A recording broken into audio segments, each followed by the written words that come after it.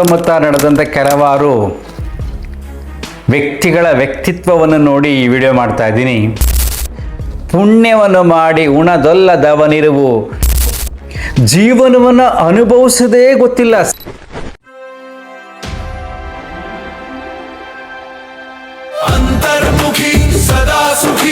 ನಮಸ್ಕಾರ ಸ್ನೇಹಿತರೆ, ಇಲ್ಲಿ ನಮ್ಮ ಸುತ್ತಮುತ್ತ ನಡೆದಂಥ ಕೆಲವಾರು ವ್ಯಕ್ತಿಗಳ ವ್ಯಕ್ತಿತ್ವವನ್ನು ನೋಡಿ ಈ ವಿಡಿಯೋ ಮಾಡ್ತಾ ಇದ್ದೀನಿ.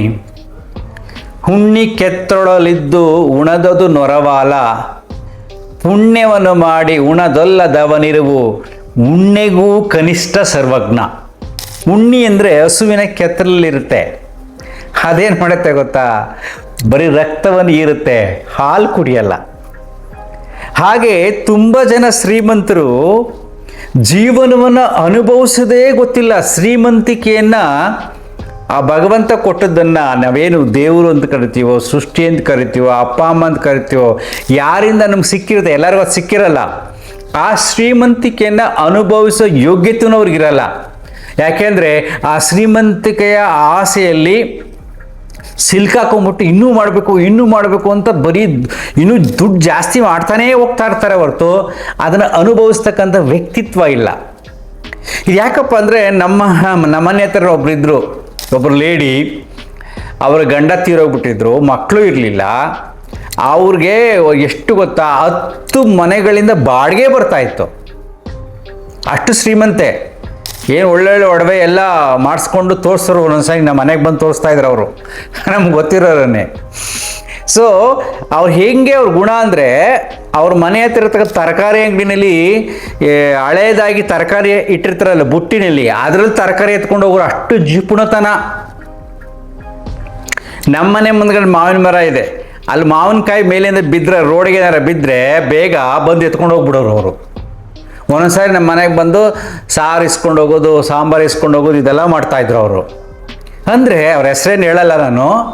ಒಂದು ಸಾರಿ ಮದುವೆಗೆ ಹೋಗಿದ್ದಾರೆ ಹಳ್ಳಿಗೆ, ಏನು ರೇಷ್ಮೆ ಸೀರೆ ಹಾಕ್ಕೊಂಡು ಒಡವೆ ಎಲ್ಲ ಹಾಕ್ಕೊಂಡು ಜೋರಾಗಿ ಹೋಗಿದ್ದಾರೆ. ಅಲ್ಲಿ ಹಾರ್ಟ್ ಅಟ್ಯಾಕ್ ಆಗಿ ಸತ್ತೋದ್ರು. ಸೊ ಅವರ ಆಸ್ತಿ ಎಲ್ಲ ಅವರ ಅಣ್ಣ ತಮ್ಮದರ ಪಾಲಾಯಿತು. ಬಟ್ ಅವ್ರ ಜೀವನದಲ್ಲಿ ಅನುಭವಿಸೇ ಇಲ್ಲ. ನೋಡಿ, ಹಳೆ ತರಕಾರಿ ಬುಟ್ಟಿಲಿಟ್ಟಿರೋದ್ರ ತರಕಾರಿ ಅಂಗಡಿ ಅಲ್ಲಿ ಹೋಗಿ ಎತ್ಕೊಂಡು ಬರಬೇಕು ಅಂದ್ರೆ ಯಾವ ಮನಸ್ಥಿತಿ ಬಿದ್ದಿರುತ್ತೆ. ಯಾಕಂದ್ರೆ ರೋಡಲ್ಲಿ ಬಿದ್ದರೆ ಮಾವಿನಕಾಯಿ ಎತ್ಕೊಂಡು ಹೋಗ್ಬೇಕಂದ್ರೆ ಯಾವ ಮನಸ್ಥಿತಿ. ಸರಿಯಾಗಿ ಅನುಭವಿಸ್ತಾನೆ ಇರಲಿಲ್ಲ. ಹಳೆ ಸಾಂಬಾರು ಇಟ್ಕೊಂಡು ತಿನ್ನೋದು, ಹೀಗೆಲ್ಲ ಮಾಡ್ತಾಯಿದ್ರು. ಈ ಥರ ಬೇಕಾಷ್ಟು ಜನಗಳನ್ನು ನೋಡಿದ್ದೀನಿ. ಇನ್ನೊಬ್ಬ ತುಂಬ ಆಗರ್ಭ ಶ್ರೀಮಂತ, ಏನು ಒಂದೊಂದು ಸೈಟ್ ಮಾಡಿದ್ರೆ 2 ಕೋಟಿ 3 ಕೋಟಿಗೆ ಹೋಗುತ್ತೆ.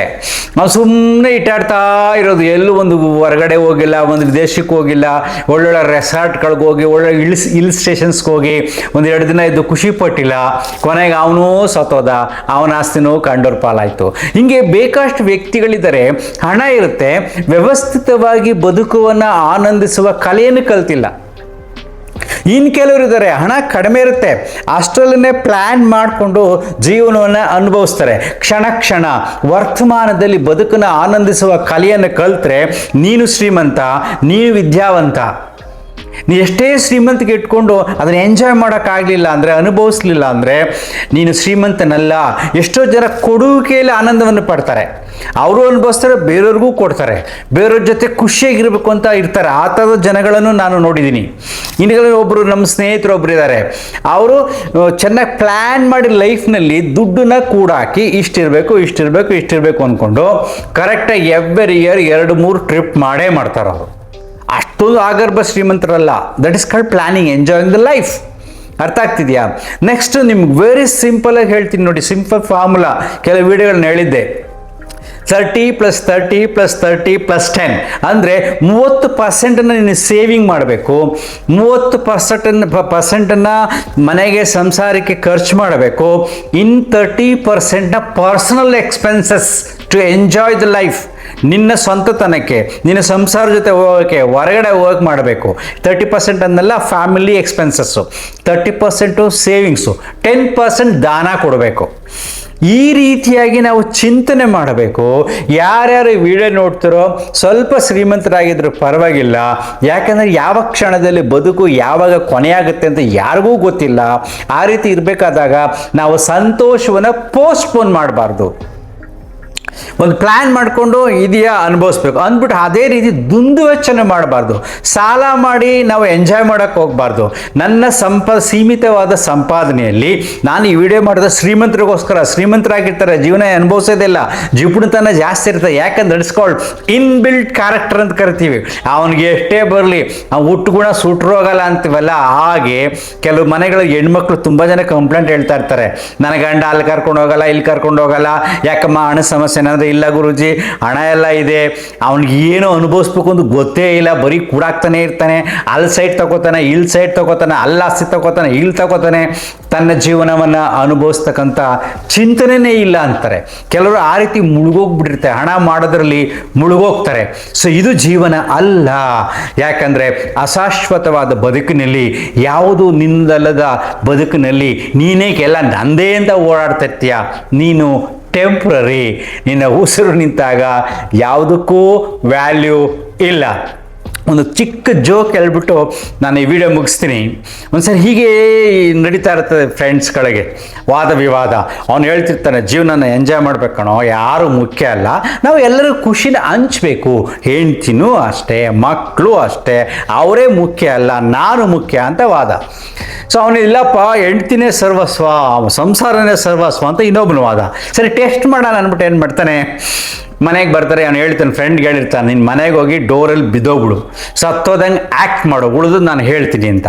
ಸೊ ಇವನು ಬರ್ತಾನೆ, ಮನೆ ಮೇನ್ ಡೋರಲ್ಲಿ ಬಿದ್ದೋಗ್ತಾನೆ, ಸತ್ತೋದಂಗೆ ಬಿದ್ದೋಗ್ತಾನೆ. ಅವಾಗ ಹೆಂಡ್ತಿ ಓಡ್ಬರ್ತಾಳೆ, ಕಿರ್ಚ್ಕೊತಾಳೆ. ಅವಾಗ ಫ್ರೆಂಡ್ ಹೇಳ್ತಾನೆ, ಎಲ್ಲ ಹಿಡಿದು ನೋಡ್ಬಿಟ್ಟು ಅವ್ನು ಸತ್ತೋಗ್ಬಿಟ್ಟಿದ್ದಾನಮ್ಮ, ಏನು ಮಾಡೋದು, ಈ ಬೇಗ ಕಾಲ ಮಡ್ಚಬೇಕು, ಮಡ್ಚದೇ ಹೋದರೆ ಅದು ಸ್ಟ್ರೇಟ್ ಆಗಿಬಿಡುತ್ತೆ, ಅವಾಗ ಎತ್ತೋದು ಕಷ್ಟ ಆಗುತ್ತೆ. ಡೋರಲ್ಲಿ ಬೇರೆ ಬಿದ್ದೋಗ್ಬಿಟ್ಟಿದ್ದಾನೆ, ಏನು ಮಾಡೋದು, ಕಾಲು ಬೇರೆ ಗಟ್ಟಿ ಆಗ್ತಾ ಇದೆ, ಕಾಲನ್ನ ಸ್ವಲ್ಪ ಕಟ್ ಮಾಡಿ ಮಡಿಸ್ಲಾ ಅಥವಾ ಡೋರ್ ಹೊಡೆದಾಕ್ಬಿಡ್ಲಾ ಅಂತ ಕೇಳ್ತಾನೆ. ಆವಾಗ ಹೆಂಡ್ತಿ ಹೇಳ್ತಾಳೆ, ಸತ್ತೋದ್ರು ಡೋರ್ ಯಾಕೆ ಹಾಳು ಮಾಡ್ತೀನ, ಸ್ವಲ್ಪ ಕಾಲನ್ನೇ ಕಟ್ ಮಾಡಿ ಮಡ್ಚಿ ಅಂತಾಳೆ. ಹಾಗೆ ದಿಢೀರಂತ ಎದ್ದು ಕೂತ್ಕೊಂಡ್ಬಿಡ್ತಾನೆ. ಅಂದರೆ ಇದು ತಮಾಷೆ ಕಂಡ್ರು ಕೂಡ ಇದೊಂದು ಅದ್ಭುತವಾದ ಸತ್ಯ ಇದೆ. ಹೇಗಿದ್ರು ಹೋಗೋರು ಹೋದ್ರು ಡೋರ್ ಯಾಕೆ ಹಾಳು ಮಾಡ್ತೀರಾ ಅಂತ ಸಿಂಪಲ್ ಕಥೆ ಇರಬೇಕಾದ್ರೂ ಕೂಡ ಒಳ ಅರ್ಥವನ್ನು ಅರ್ಥ ಮಾಡ್ಕೊಳ್ಳಿ. ಯಾರಿಗೆ ಯಾರೂ ಇಲ್ಲ, ಎಲ್ಲರೂ ನನಗೋಸ್ಕರ. ನಾನೇ ಇಲ್ಲ ಅಂದರೆ ಈ ಸಮಾಜ ಕಟ್ಕೊಂಡು ನನಗೇನು, ನನಗೋಸ್ಕರ ಸಮಾಜ. ನಾನೇ ಇಲ್ಲ ಅಂದರೆ ಈ ಸಂಸಾರ ಕಟ್ಕೊಂಡು ನನಗೇನು, ನನಗೋಸ್ಕರ ಸಂಸಾರ ಸುಖವನ್ನು ಅನುಭವಿಸೋದಕ್ಕೋಸ್ಕರ. ನಾನೇ ಇಲ್ಲ ಅಂದರೆ ದೇವ್ರು ಕಟ್ಕೊಂಡು ನನಗೇನು, ನನ್ನ ನೆಮ್ಮದಿಗೆ ನನ್ನ ಶಾಂತಿಗೆ ಈ ಭಗವಂತ ಬೇಕು. ಸೊ ನಾನು ಅಂತಕ್ಕಂಥ ಸ್ವಾರ್ಥವಾದ ನಾನು ಅಲ್ಲ, ಅಸ್ತಿತ್ವದ ನಾನು. ಸೊ ಅದಕ್ಕೆ ನಾನು ಹೇಳ್ತಾ ಇದ್ದೀನಿ, ಜಿಪುಟ್ರನ್ನೆಲ್ಲ ನೋಡಿ ನಾನು ಈ ವಿಡಿಯೋ ಮಾಡಬೇಕು ಅನಿಸ್ತು. ನೀವು ಸಾಧ್ಯವಾದಷ್ಟು ಪ್ಲ್ಯಾನ್ ಮಾಡ್ಕೊಳ್ಳಿ. 30% ಉಳಿಸಿ, 30% ಸಂಸಾರಕ್ಕೆ ಖರ್ಚು ಮಾಡಿ, 30% ಸ್ವಂತಕ್ಕೆ ಖರ್ಚು ಮಾಡಿ, 10% ದಾನ ಮಾಡಿ. ಆಗ ಬದುಕು ಸೊಗಸಾಗಿರುತ್ತೆ. ಇರುವಷ್ಟು ದಿನ ಕ್ಷಣ ಕ್ಷಣ ಅನುಭವಿಸಿ. ವರ್ತಮಾನದಲ್ಲಿ ಯಾರು ನಗ್ನಗ್ತಾ ಅನುಭವಿಸ್ತಾನೋ ಅಷ್ಟೇ ಬದುಕು. ನಾಳೆ ಗೊತ್ತಿಲ್ಲ, ನೆನ್ನೆದು ಕಳೆದೋಗಿದೆ. ಅರ್ಥ ಆಯ್ತಾ? Thank you. ಅಂತರ್ಮುಖಿ ಸದಾ ಸುಖಿ. ನಮಸ್ಕಾರ.